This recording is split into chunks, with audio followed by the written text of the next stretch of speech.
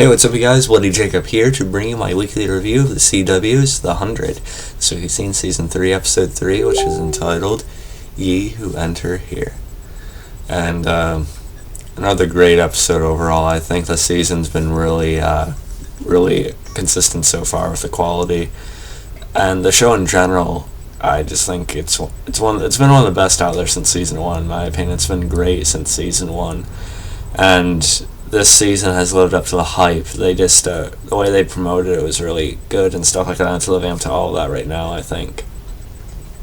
Of course, this is a really significant episode for, a couple handfuls of reasons, but, this is a pretty key one because it had to do with, Lexa finally being brought back into the main story, front and center.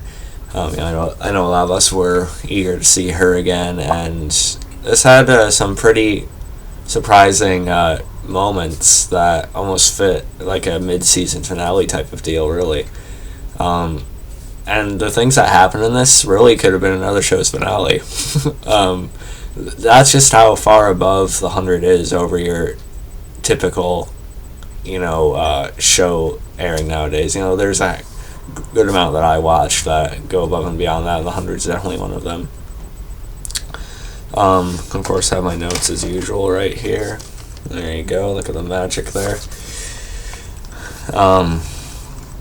Of course, it starts off with what we want it to, and that's the conversation between Lexa and Clarke. And Lexa basically wants Clarke and the Sky people to sort of merge with her, sort of join as I think it's called the 13th clan. Not to make like a treaty between them, become a part of them, a part of her rule, basically. But this would also mean that they'd have more protection, not necessarily more of a say, but they'd also be less likely to be attacked, and things like that, so they'd be a lot safer. And of course, Clarke is still holds a lot of anger towards Lexa, understandably, because of how the whole Mount Weather thing ended at the end of Season 2. And it's, I don't know, it's just a really cool character dynamic, and a lot of people are also, shipping Lexa and stuff like that. And I think it could work, I think it might not, but I think either way it will fit the story, whichever way it goes. So I really like to start to that. And we see this guy question Lexa, and she just basically boots him off the tower. I thought that was pretty fun. But someone in her stance, the leader, commander of the Grounders, she has to make a statement with someone that questions her like that, someone that shows that kind of arrogance and attitude towards her. If she even just takes that for a minute, then it's going to discredit her as the person she's supposed to be to all of them. So you have to understand her coldness towards dealing with that and stuff like that. How often do I say stuff like that?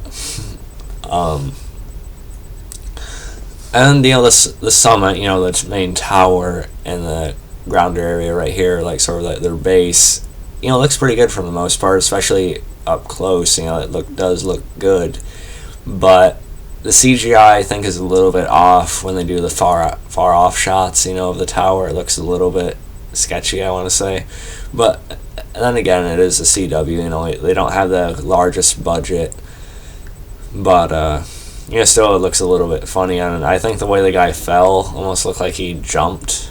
It looked a little bit fake to me, but still a pretty cool moment. I did laugh a little bit, but still a good moment for the Lexa character. I think that fit a lot. And someone I didn't talk about last week that I probably should have, or within the premiere, I forget which one she appeared in. But Bellamy's girlfriend, Gina, her name is, or was. I don't know. The girl playing her seems like a fine actress, but the character just sort of felt really, really thrown in, and based on how they dealt with her in this episode, I don't really see the point of her. I don't know why they put her in the story at all. I'm not sure.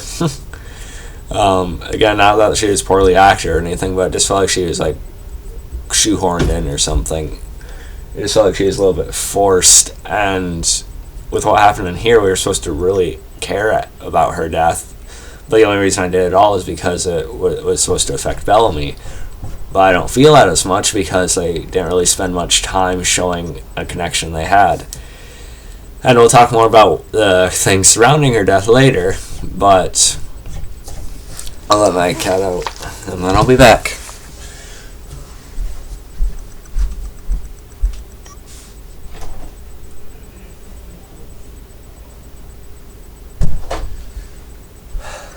Sorry about that, guys.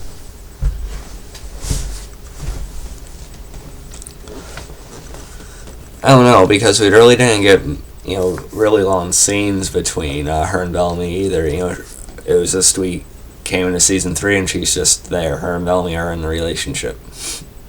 We haven't even met her before, and we're all of a sudden supposed to invest in it like that. It felt a little bit odd. And I don't know why they made it feel like such a big death when she really doesn't have any significance besides being his girlfriend. And we didn't even feel that connection, we didn't even buy that, so I don't know what they're going for there. But it was pretty surprising what actually happened, when she was finally killed, though, but we'll get to that in a few minutes, like I said. We see that Pike has moved his people into Mount Weather. They're sort of doing re-establishing the culture and civilization and society, sort of like what the people were trying to do in there beforehand. Rowan and Clarke have a discussion. Rowan, of course, being the, ice grounders, or what are they called? The Ice Nation, yeah, that's right. I got mixed up on that last week, and thank you for commenting, and correcting me on the details of who he is and stuff. I don't know, I've just been fuzzy lately, work and everything, I don't know. Sometimes it's hard to juggle all these shows, and then I'm adding the stress of work onto it right now. It's kind of getting difficult for me, but I still love talking about these shows. There's a certain shows like this, the originals, The Walking Dead, Vampire Diaries, and Penny Dreadful and The Stray and stuff like that. I just can't not do a video on, But anyway, Rowan and Clarke have a conversation, and Rowan basically wants Clarke to kill Lexa, and he has a knife hidden under her bed, and that basically it really makes for a great scene later on. We'll get to that in a second.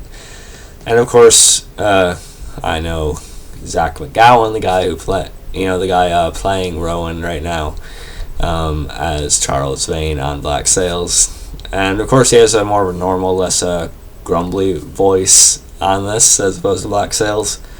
But the character's coming off a little bit dull to me right now, but it's still cool to see him. I still think he really fits as some type of grounder, so I'm still liking how it works. Let's see. And we also see I forget her name, but the girl that sort of helped Bellamy out, and Bellamy helped her when he was locked in Mount Weather. We see her again, and she actually ends up helping our group a little bit. So it's cool to see her again. I always thought she looked really cool. I don't know why. It's funny that it would have made more sense to us for Bellamy to be with her as opposed to this new character we had no idea about, like Gina. I don't know. Anyway, that's enough about Gina. Not right now. Okay. Well, good night. Sorry about that, guys.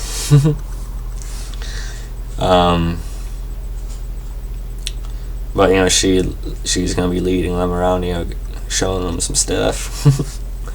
We'll talk about that in a minute. Then we have Kane and Abby arriving at for the summit. They're walking through this little town that the grounders have set up, and Abby's basically acting all stuck up. I was glad to read a comment today that seems like a lot of other people have been annoyed with Abby for a while too. I'm glad I'm not the only one. But Kane's willing to sample their food and stuff like that, actually trying to be nice and fair and stuff like that. So that was fun. Of course, then we get the scene in the thumbnail of my video, Clarke pulling a knife on Lexa, but she's not able to, cut it, pretty much. And Lexa is going to let her do it, she's going to let her make her choice in that moment, to see what she is, to see what she really came down to and stuff like that. Um, I really like the quote from Lexa, saying, "I never meant to turn you into this." That was really delivered pretty well by Alicia Carey, I think, Alicia Debnam Carey. She's done a great job in the role. She's becoming one of my favorite characters, at least within my top 5 or 6 right now. And, of course, Clarke being my number 1, obviously.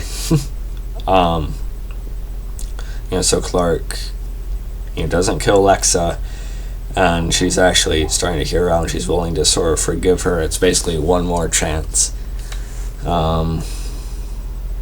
We also hear the song from one of the trailers or the previews they put out before season 3, when they're having the summit ceremony and stuff like that. And Clarke has agreed, to become the 13th clan, under Lexa and stuff like that. How many times have I said that? I'm sorry. And, she's able to convince Kane and Abby somewhat of it, but, Abby... Of course, we see Clarke, on more grounder get-up. They have face paint. I think that's really cool on her. I don't know what's up with all the singing that's been in the show so far, though. I mean, we had Sam or Sean, whatever, in the premiere episode, which was just really awkward. Then we had this, but this wasn't nearly as bad, because it's actually a pretty cool sounding song that really fit the scene, I think, the whole sequence they're showing as it went along.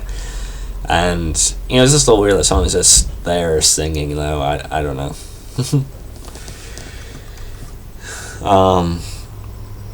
And we basically see that there's been a trap set by the Ice Nation. We see this really creepy looking dude, with face paint all over him, cutting himself and stuff like that. And he's hidden inside Mount Weather. He has the code on his forearm, on his wrist. And someone's interrupted. And as Raven, and I forget the guy's name, but one of the guys, one of the other doctors or one of the other people that were in charge along with Abby and stuff, as well as Gina, they're trying to work inside Mount Weather. Then this assassin, sort of mercenary dude, comes down. Again, really creepy, pretty kind of scary, actually, slightly. I was actually a little bit worried for Raven there because she was limping, and I did think the guy was going to die too, because he just, was giving us nice, emotional, inspiring speech to Raven. You know how those things work in shows and movies. When someone talks like that, they die. But luckily, they both make it out. But Gina, Bellamy's girlfriend, is just stabbed to death and slowly bleeds out as the destruct sequence counts down. She's able to warn Raven about it, and they chase the guy through the halls and they get out. But before they can go back in to do anything, once they look at the code on his arm, it explodes. Of course, Gina was already dead. But that was actually pretty surprising. I didn't expect that to happen. So Mount Weather is pretty much destroyed. Because, of course, the Ice Nation and certain other people, saw that as, like, they saw the wrong impression. They got the wrong impression of the Sky People moving there and stuff like that. They thought it was going to be similar to the Mountain Men, or maybe it was, like, to them like a power grab, I'm not sure. But, again, surprising to see that. But, again, I don't know, the Gina death didn't really affect me. Like, I was surprised that she just got stabbed like that. But, again, she just felt really pointless and just there for what reason, I don't know. But maybe this means Clarke and Bellamy later on, right? So that was still a really intense, couple of scenes there, though. And a really nice scene at the end, Lexa basically pledging herself to Clarke that her interests are, her own, like the top. Like her first mindset is what Clarke wants. And Lexa bows to Clarke, and I just thought that was really awesome. It would be cool to see Wanheda, become the leader of all of this, right? I think that'd be awesome, badass. Clarke definitely deserves it. I love Clarke. Anyway, I don't know if they're gonna have a rekindled relationship at this point or not. They didn't really show that, but that's not really sort of. I don't know, I'm sorry if this review isn't as good as it usually is. I'm just a little bit fuzzy with work and stuff right now, but Hope you guys have been liking it if you actually made it this far. And we see the Ice Queen at the end of the episode.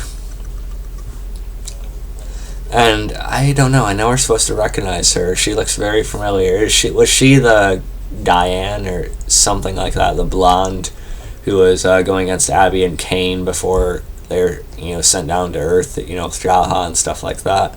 Was that the blonde who they thought just, crashed and died and we never saw her again? I don't know. Correct me on that. I feel dumb, but it's been a while either way, so forgive me. But yeah, so those are my thoughts on it. Again, I'm sorry if I wasn't really as in-depth as I usually am. Again, I'm just my mind's running in a few different directions right now.